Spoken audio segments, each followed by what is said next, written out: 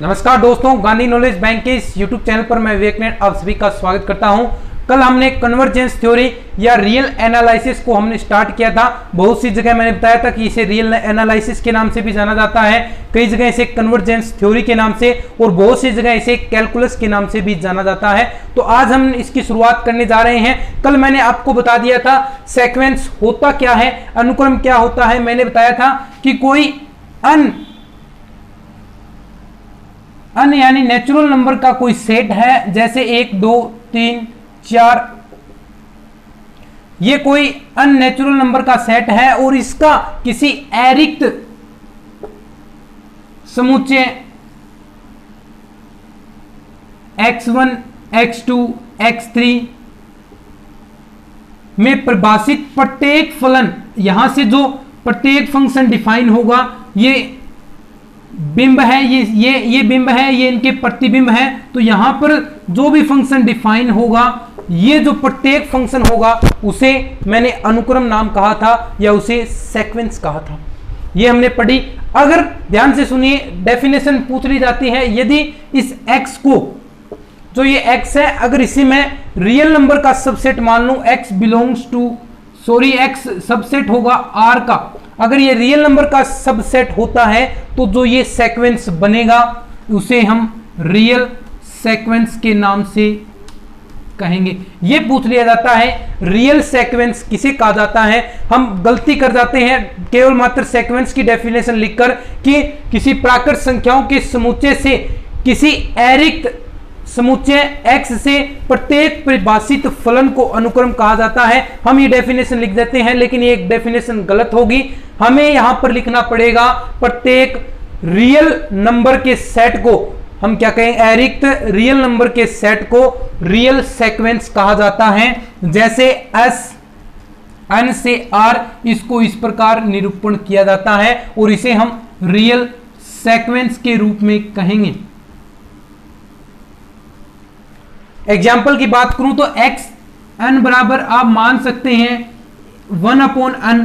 अगर इसकी आप वैल्यू रखेंगे n बराबर 1, n बराबर 2, n बराबर 3, तो जिस प्रकार आप वैल्यू रखेंगे तो x की पावर 1 बराबर 1/1, x2 बराबर होगा 1/2, x3 बराबर होगा 1/3। ये ऐसे ऐसे 1/n तक आगे चलता जाएगा। तो इस प्रकार आप देख सकते हैं अनुक्रम में, सीक्वेंस में कितने पद होंगे, अनंत इन्फिनिटिव पद होने वाले हैं।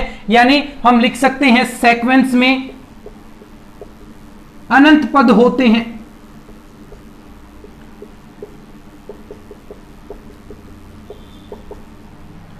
ये बात हो गई सीक्वेंस की। इतना इसमें पूछा जाएगा। ये डायग्राम अगर पूछा जाए तो आपको ऐसा डायग्राम बनाना पड़ेगा। 2 नंबर का क्वेश्चन आता है, वो डेफिनेटली आता भी रहेगा। अब देखिए आगे बढ़ता हूं मैं। ये बात हो गई सीक्वेंस की। अब इसके बाद में जो नेक्स्ट टॉपिक आता है, इसमें छोटे छोटे टॉपिक्स हैं। अगर ये आप अब ध्यान से देख लेंगे तो आपको जब क्वेश्चन सोल्व करने पड़ेंगे तो उस वक्त आपको इनमें कोई दिक्कत नहीं आएगी।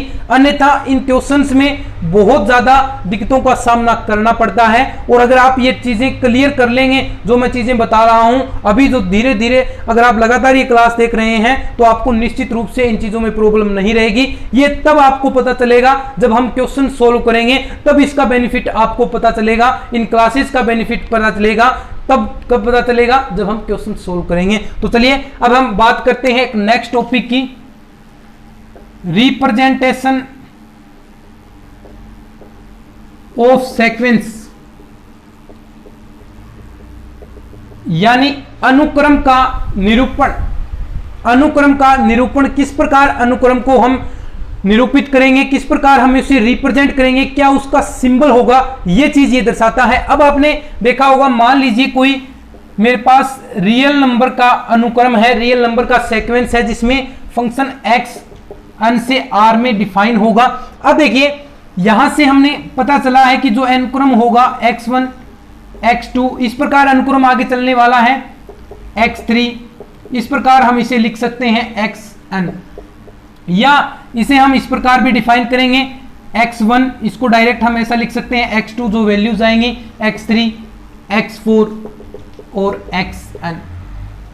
तो यहां से ध्यान से देखिए, इसमें अनुक्रम में जैसा मैंने बता दिया आपको कि जो अनुक्रम है उसमें अनपद होंगे, इन्फिनेटिव पद होंगे। इन्फिनेटिव पद है तो हम इसको एक तो इस प्रकार रिप्रेजेंट कर सकते हैं एक्स अन के, और ये दो सिंबल लगाकर, ये यहां पर ज्यादा मैक्सिमम आपको यही सिंबल मिलेगा, अनुक्रम को डिफाइन करेगा ये चीज। ये यहां पर अगर सिंबल दिखे तो आपको क्या कहेंगे, इसे आप अनुक्रम या सीक्वेंस कहेंगे। या फिर मान लीजिए एक्स अन मेरे पास अनुक्रम है, तो यहां से जो हमें अनुक्रम निकालना है अनपदों का, तो यहां से अन बराबर 1 से लेकर, क्योंकि स्टेप कितने होते हैं 1 से लेकर इन्फिनिटिव तक, तो अन बराबर 1 से लेकर इन्फिनिटिव तक इसमें पद होंगे। तो एक तो रिप्रेजेंट इसका ये हो गया और एक ये हो गया। तो ये चीजें पूछ ली जाती हैं या आपकी जनरल नॉलेज के लिए भी काम आएंगी, क्योंकि जब भी आपको ऐसा देगा वो अनुक्रम नाम नहीं लिखेगा, वो केवल मात्र ऐसे सिंबल देगा, डिफाइन कीजिए इसको, ये क्वेश्चन सोल्व कीजिए, इस प्रकार क्वेश्चन सोल्व कीजिए। तो इस प्रकार की चीजें आपको मिलने वाली है।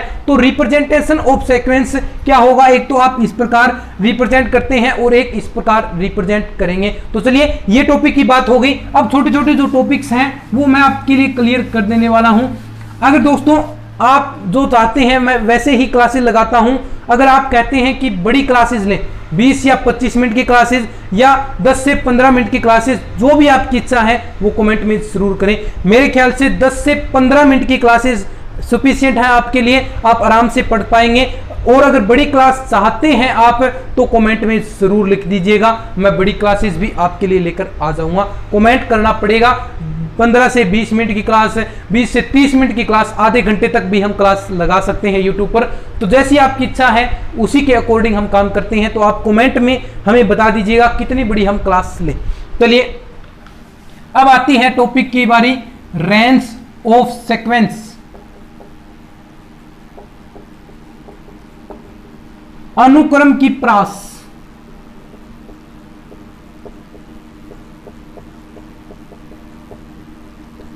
यानी अनुक्रम कहां तक जाने वाला है। आपको पता है अनुक्रम में जो अन होता है ये डोमेन कहलाता है, प्रांत। और अब आपको दो चीजें मैं बताता हूं, एक होता है कोडोमेन, एक होती है रेंज।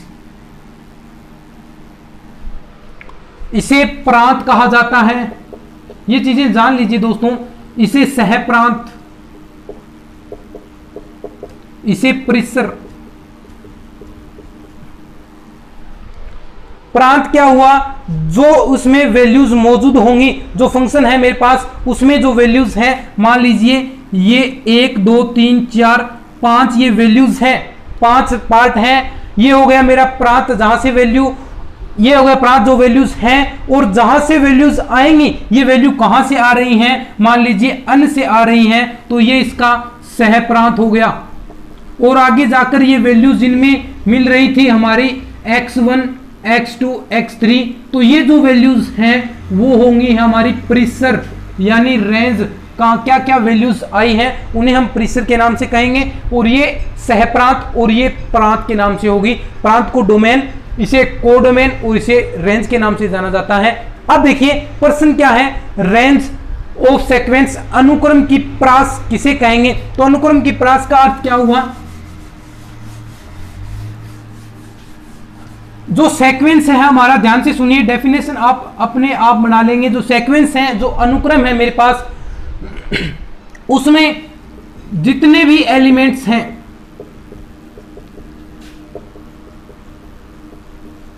अब सीक्वेंस है उसमें अवयव आएंगे, जिस प्रकार मान लीजिए 1 2 3 4 इस प्रकार अंत तक ये कोई भी एलिमेंट आ सकते हैं। तो जितने भी इसमें एलिमेंट्स हैं उनका सेट ही, उनका समुच्चय ही अनुक्रम की प्रास कहलाता है या सीक्वेंस की रेंज कहलाता है। रेंज ऑफ सीक्वेंस कहलाता है।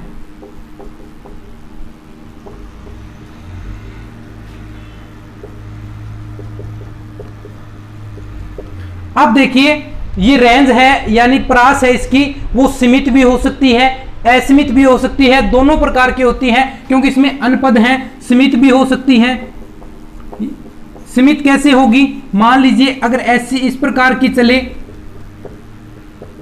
इस प्रकार आगे ये चलती रहे तो ये किसके बीच की होगी, -1 से 1 के बीच की ये रेंज होगी। तो ये सीमित भी हो सकती है और असीमित, आपको पता ही है किस प्रकार अनपद चल सकते हैं, आगे इसका एंड भी न हो। तो इस प्रकार ये सीमित भी हो सकती है क्योंकि ये सारा प्रास है वो इसी के बीच में चलने वाली है, तो ये एक प्रकार से सीमित भी हो सकती है। तो एक चीज तो ये हो गई। अब थोड़ी सी इसमें कुछ टिप्पणियां आती हैं, इसकी पता चल गई आपको। रेंज ऑफ सीक्वेंस क्या होगी, अनुक्रम की प्रास का विशेष प्रकार के अनुक्रम आने वाले हैं। देखिए सबसे पहले नंबर 1 कांस्टेंट सीक्वेंस, अचर अनुक्रम।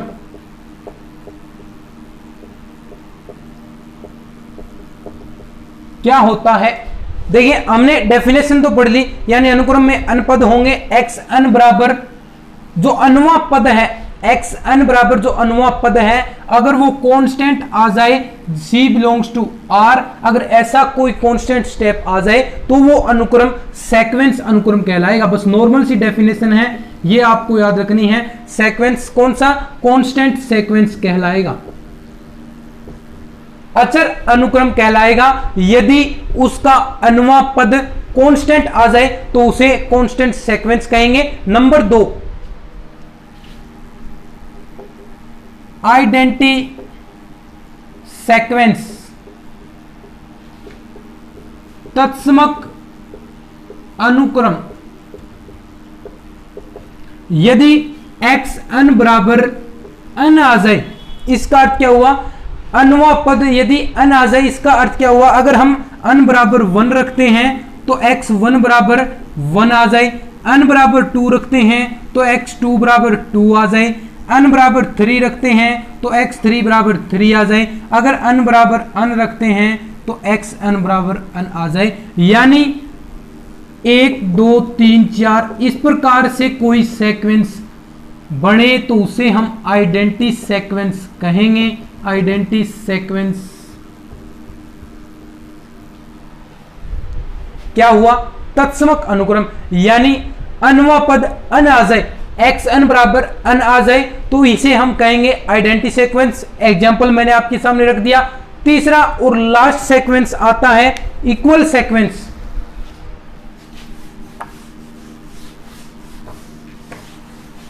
यदि इक्वल सीक्वेंस क्या होगा, 3 नंबर पर है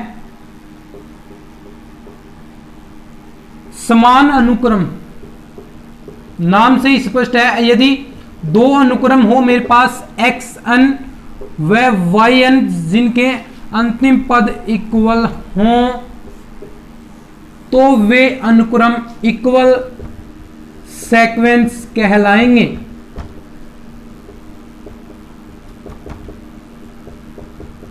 या समान अनुक्रम कहलाएंगे। क्या हुआ, कोई भी 2 अनुक्रम हैं जिनके अंतिम पद xn yn समान हो, उन्हें समान अनुक्रम या इक्वल हो तो उन्हें हम इक्वल सीक्वेंस के नाम से कहेंगे।